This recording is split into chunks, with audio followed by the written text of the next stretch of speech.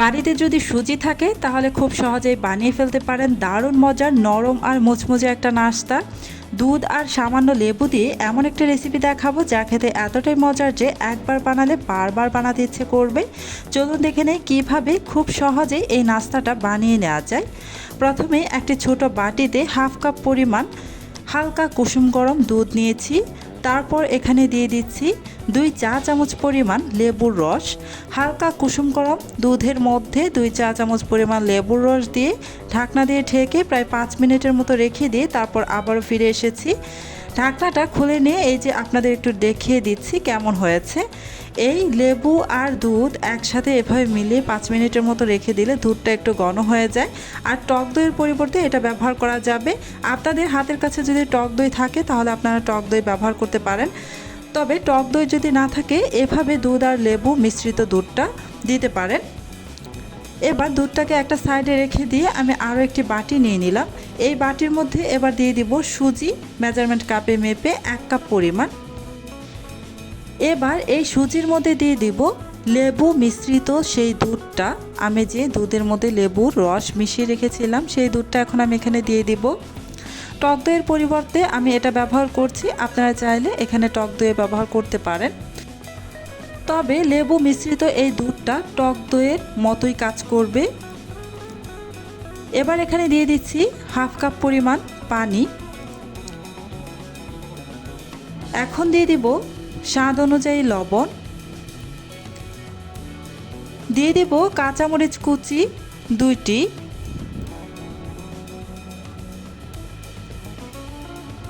এবার এখানে দিয়ে দিচ্ছি পেঁয়াজ কুচি 1টি ছোট সাইজের,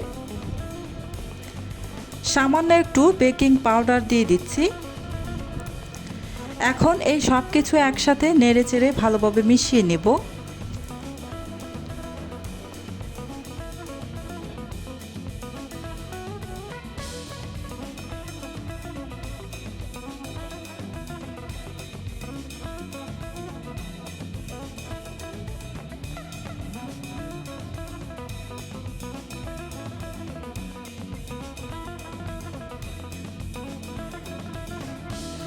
ভালোভাবে মেশানো হয়ে গিয়েছে। এখন আমি ঢেকে রেখে দেব প্রায় 10 মিনিটের মতো।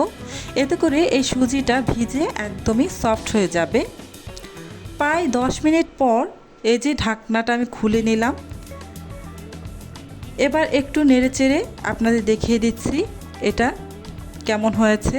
এই যে একদম সুজি এর যে দানাদার ভাবটা আছে এটা একদমই গলে গিয়েছে। এবার আরও বেশ কিছুক্ষণ সময় ধরে একটা চামচের সাহায্যে নেড়ে চেড়ে এই মিশ্রণটাকে রেডি করে নেব। এই তো আমার মিশ্রণটা রেডি হয়ে গিয়েছে। এখন আমি চলে যাব চুলায় এই নাস্তাগুলোকে বানানোর জন্য। চুলায় আমি একটা প্যান বসিয়ে দিয়েছি। প্যানটাকে গরম করে এখানে 1 টেবিল চামচ মতো তেল দিয়ে দিলাম। তেলটা দিয়ে প্যানের গায়ে ভালোভাবে লাগিয়ে নিচ্ছি। এখন আমি একটা চামচের সাহায্যে এখানে পরিমাণ মতো মিশ্রণ দিয়ে দিব। আপনারা যতটুকু বড় রাখতে চান বা ছোট রাখতে চান সে অনুযায়ী এখানে মিশ্রণ দিয়ে দিবেন, কম বা বাড়িয়ে আপনারা আপনাদের ইচ্ছে মতো এখানে ব্যবহার করতে পারেন। চামচ দিয়ে একটু উপর থেকে ঘুরিয়ে একটু সমান করে নিচ্ছি প্যানকেকের মতো। এই তো দিয়ে দেওয়া হয়ে গিয়েছে। এখন আমি ঢাকনা দিয়ে ঢেকে প্রায় 2 মিনিটের মতো রেখে দিব। চুলার আঁচ এই অবস্থায় মিডিয়াম টু লো আঁচের মাঝামাঝিতে থাকবে।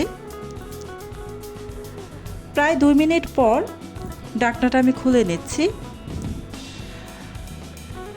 এবার একটু উল্টে দিব।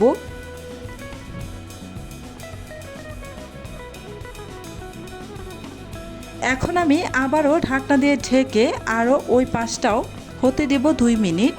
ফিরে আসছি 2 মিনিট পর।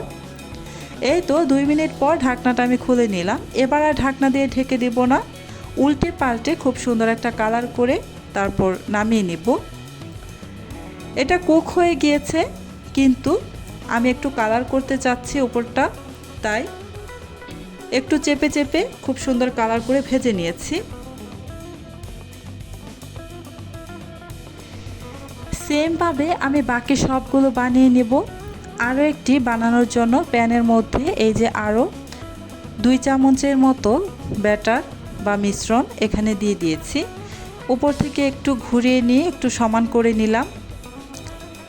প্রথমবারে আমি তেল ব্যবহার করেছিলাম এই নাস্তাটা প্যানের মধ্যে দেওয়ার পূর্বে।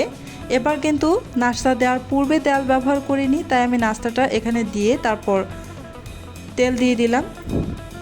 তেলটা দিয়ে একটু প্যানের হাতল ধরে একটু ঘুরিয়ে নিচ্ছি, যেন নাস্তাটার নিচ পর্যন্ত তেলটা ঢুকে যায়। এবার ঢাকনা দিয়ে ঢেকে আমি দুই পাশই এক পাশ 2 মিনিট করে ভেজে তারপরে যে নামিয়ে নেব। সেমভাবে বাকি সবগুলো আমি বানিয়ে নেব। দেখলেন তো খুব অল্প উপকরণ দিয়ে কত সহজে তৈরি হয়ে গেল দারুণ মজার এই নাস্তাটি। যদি রেসিপিটা ভালো লাগে তাহলে ভিডিওটিতে একটি লাইক দিন। আপনার মতামত কমেন্টে জানাতে ভুলবেন না। আর এমন সহজ ও মজার নতুন নতুন রেসিপি পেতে আমার চ্যানেলটি সাবস্ক্রাইব করে পাশে থাকা বেল আইকনটি চাপ দিয়ে রাখুন। সবাই ভালো থাকবেন, আবার দেখা হবে। আল্লাহ হাফেজ।